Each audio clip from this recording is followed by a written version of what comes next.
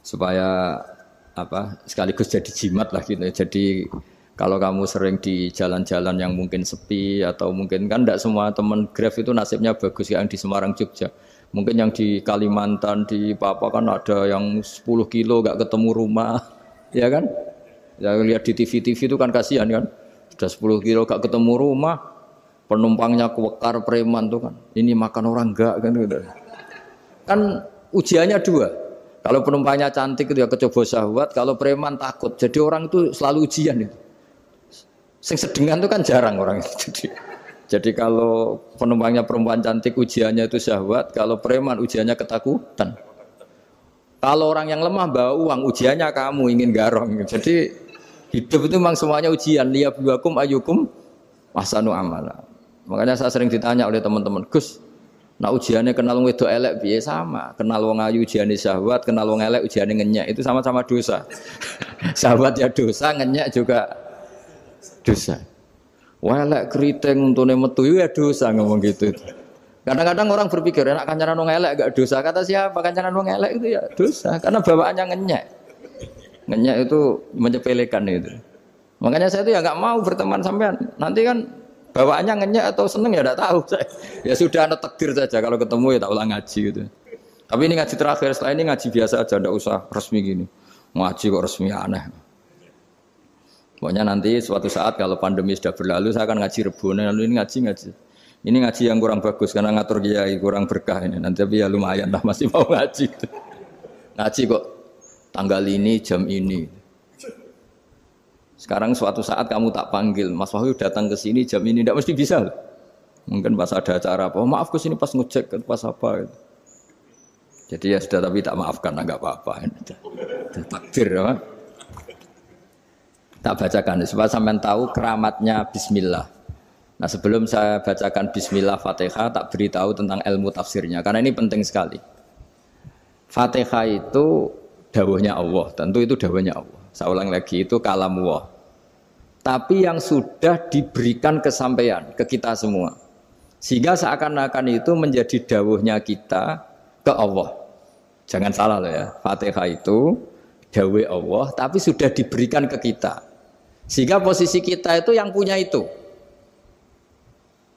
Nah kenapa ini perlu dijelaskan? Karena nanti ada kalimat iyyaka na'budu wa iyyaka nasta'in. Kalau itu masih kalam Allah, berarti Allah ngomong ke kamu, ngendikan ke kamu, kepadamu aku menyembah. Masa Allah menyembah kamu? Nah sehingga ilmu tafsir itu menyelesaikan itu dulu ya. Saya ulang lagi ya, sebelum sampean sering baca Fatihah, aku yakin ya sering baca. Tapi barokahnya tidak paham itu tidak pernah janggal. Enggak paham itu ya penting supaya ada iskal, enggak janggal. Sebetulnya di kalimat itu ada yang janggal. Kalau Fatihah itu kalimatnya Allah atau kalam Allah, bagaimana dengan kata-kata iyyaka na'budu? Masa Allah ngendikan ke kita, kepadamu kami menyembah. Masa Allah menyembah kita? Maka penyelesaiannya secara ilmu tafsir gimana? Semua ulama mengatakan, bukan satu dua, semuanya mengatakan di Fatihah itu semuanya diberi kawalan kalimat. Saya ulang lagi ya, di Fatihah itu semuanya diberi awalan kalimat qulu, katakan wahai hambaku begini. Ya, katakan wahai hambaku begini. Nah, begini ini pelajaran dari Allah yang sudah diberikan ke kita. Terus kita mengatakan bismillahirrahmanirrahim, alhamdulillahirabbil, termasuk kita mengatakan iyyaka na'budu wa iyyaka nasta'in. Jangan bayangkan Allah ngendikan ke kita. Kalau Allah ngendikan kita berarti gini, hei wahyu ihdinas siratal mustaqim, tunjukkan saya jalan yang benar.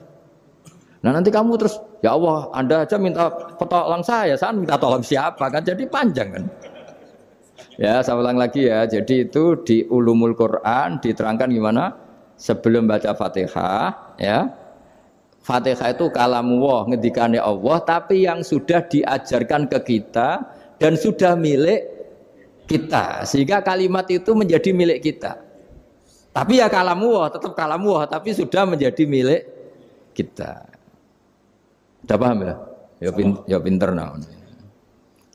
Ya, karena kalau tanpa penjelasan seperti ini, Anda akan iskal. Bagaimana Allah iskal itu janggal? Bagaimana Allah mengatakan iya anak budu? Kan jadi aneh kan? Ya, jadi tak jelaskan secara ilmiah ya. Jadi kata ulama-ulama tafsir, ayat-ayat Quran seperti ini sebetulnya dimulai dari qulu apa? Meskipun enggak dilafatkan. Itu kan sama dengan qul huwallahu ahad Muhammad, katakan kalau Tuhan itu satu. Ya namanya Quran itu kan kalam Allah, membina nabinya, membina umatnya. Makanya dikatakan atau enggak, di sini tersembunyi kata qulu, katakan. Ya, jadi ya ibarat apa itu? Kamu ngajari anak kamu lah, panggil jenengan bapak kulo. Itu maksudnya anak itu kalimat kamu, tapi kamu ajarkan ke anak kamu. Terus anak kamu bilang, Pak jenengan bapak kulo. Nah, ketika kamu mengatakan jenengan, bukan kamu mengatakan jenengan anakku, berarti anakmu itu bapakmu, kan lucu kan? Anak kamu ajari jenengan bapak kulo, kamu engkau bapak saya. Terus anak kamu mengulang jenengan atau kamu bapak saya. Berarti itu kalimat yang kamu ajarkan, tapi sekarang sudah milik anak kamu. Kalau itu kalimat kamu kan lucu, masa anak kamu bilang bapak. Nah itu seperti itu. Jadi ulama memberi solusi atau jawaban iya karena abudu. Ya itu sebelumnya ada kata-kata qulu, katakan wahai hambaku, hubungan kamu dengan saya adalah katakan iya karena butuh wa iya karena nasta'in. Terus hubungan kamu dengan saya katakan juga dalam doamu ihdinas siratal mustaqim. Jelas ya, jadi itu kalam Allah yang sudah milik kita karena diajarkan Allah untuk kita. Dong ya? Ya dong, gak jelas gak. Tapi bagus, gak jelas itu bagus. Kalau kamu jelas gak jadi digrab, jadi gubernur. Min azimi fadliha kasratu asma'iha wa fadail ukhra. Ini cerita dramatisnya surat Al-Fatihah. Qala Abu Hurairah radhiyallahu anhu inna iblisa ranna khina unsitat Al-Fatihah. Jadi iblis itu begitu kesakitan. Ini kitab Abu Abul Farad karangannya Sayyid Muhammad Alawi, juga kutipan dari beberapa kitab. Yang jelas beliau sendiri juga ngutip dari beberapa riwayat di beberapa hadis.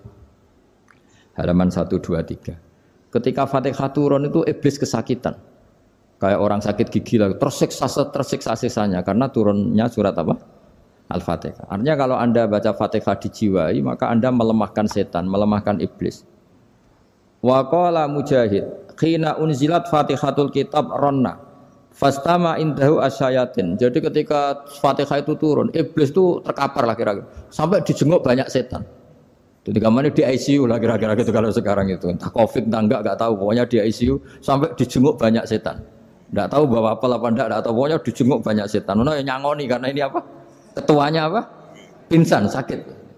Jadi iblis itu sakit sampai dijenguk anak buahnya setan-setan. Ya semoga kalian semua tidak kenal setan. Kalau kenal berarti teman apa? Wa qalu misla dzalik wa qala lahum laisa mimma taquluna syai'un walakin unzilat suratun laisa ajru qailiha illa an harrama alaihi nar jahannam. Saya ini bukan sakit fisik kata iblis. Kamu tidak usah jenguk saya, datangkan dokter terbaik, tidak usah. Saya ini tidak sakit fisik. Saya ini sakit karena ada surat yang diturunkan, yang pahala yang melafatkan surat itu pasti selamat dari neraka. Padahal misi terbesar saya ini supaya manusia masuk neraka. Sekarang punya tamengnya. Wah pusing kan? Ya seperti orang lah goda sampean ternyata sampean setia itu kan pusing. Nah ternyata tidak setia itu yang akhirnya ribet kan itu. Jadi iblis itu cita-cita terbesarnya kan semua orang itu masuk neraka. Nah sekarang turun satu surat yang gara-gara surat itu siapapun yang baca dijamin selamat dari neraka. Jadi walakin unzilat suratun laisa ajru qailiha illa an harramallahu alaihi nar jahannam. Karena jadi dia shock lah kalau orang di Jawa itu bilang shock. Aduh sial nasib saya ini umat nggak bisa saya goda lagi karena punya tamengnya tadi punya. Qad tolakaidukum wa makrukum. Rekayasa kalian sekarang itu tidak ada gunanya semua. Nah, ini alhamdulillah di Indonesia kelihatan kan banyak yang miskin, banyak yang susah. Tapi selagi mereka masih sholat, itu keinginan mencari halal itu masih tinggi. Kayak apa kita di tengah kota, jauh dari anak istri, jauh dari tetangga. Biasanya kalau orang jauh dari anak istri, tetangga kan sak karepe dhewe. Tapi yang soleh masih banyak, sudah jauh dari keluarga tetap lurus. Loh kalau yang dekat lurus kan wajar, konangan wong akeh kan. Ini sudah jauh masih lurus. Nah ini nggak lepas dari barokahnya surat apa? Surat Fatihah tadi. Jadi karena ada surat yang menjamin pelafalnya atau qailiha terbebas dari api neraka. Wa qalat as-sayatinu lahu is ayyusai'in ta'muruna ya maulana. Faqala lahum idhabu wajtahidu hatta tukhfilu qulubahum hatta la yaqulu hadhihi surah. Lalu kita gimana? Jari para setan gitu. Lalu kita gimana? Terus kata iblis, sudah bikin mereka lupa sehingga tidak baca lagi. Selagi masih baca kita pasti keok. Jadi kalau sampean sudah jarang baca Fatihah itu berarti sudah bagian dari kemenangan apa? Iblis. Jadi kalau sampean sudah jarang baca Fatihah itu berarti bagian dari kekalahan Anda, kemenangan iblis. Masih sering baca? Berapa kali? Terus apa lagi?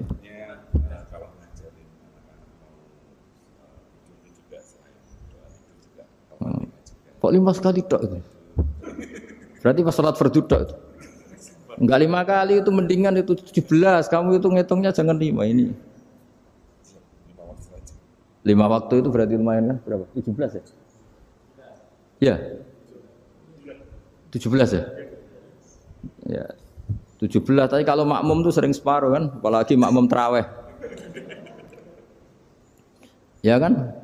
Makmum tarawih itu bacanya Fatihah ada yang sempurna enggak ya? Ya enggak lah.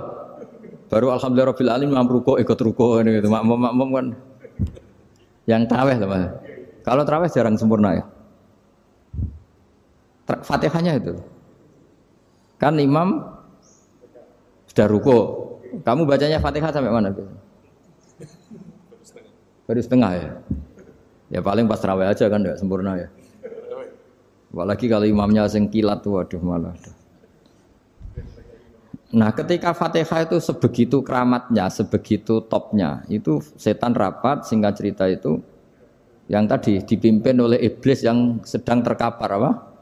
Terus tali obatnya enggak ada, cuma dia shock karena ada surat yang turun yang melafatkan itu pasti selamat dari apa? Neraka. Nah, ini gimana saran Anda? Terus sarannya adalah bikin orang-orang itu lupa enggak baca Fatihah. Nah ini rapatnya iblis. Idhabu wajtahidu hatta tufilu qulubahum hatta la yaqulu hadhihi surah.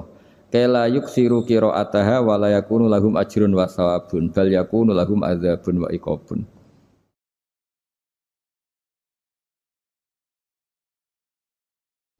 Jadi saya mohon selama ini Anda sudah baca, tapi mungkin hanya rutin saja. Napa rutin? Saja barokahnya ngaji ini kamu punya kekuatan atau punya semangat membaca karena ini surat yang luar biasa. Ibarat gini, kalau sampean tanya, saya juga sering mikir, masa Gus hanya surat kok punya kekuatan seperti itu?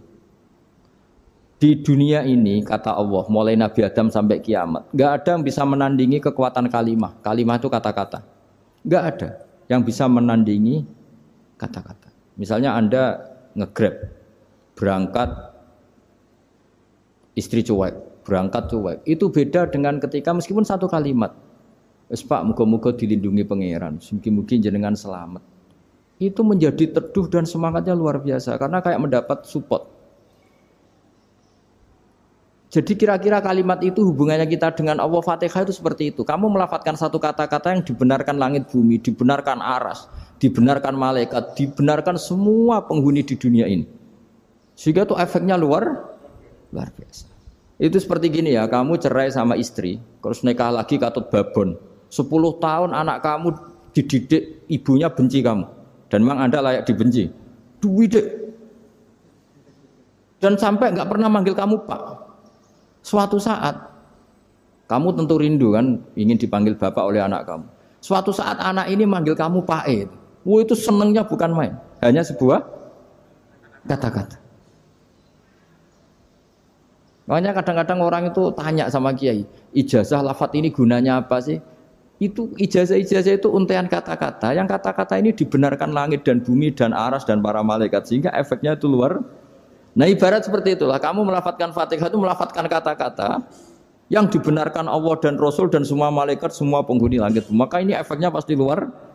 Nah di sini lah orang-orang dulu itu tahu keramatnya itu sehingga ketika melawan Belanda, melawan Jepang dulu itu kalimat-kalimat itu menjadi mantra yang luar biasa.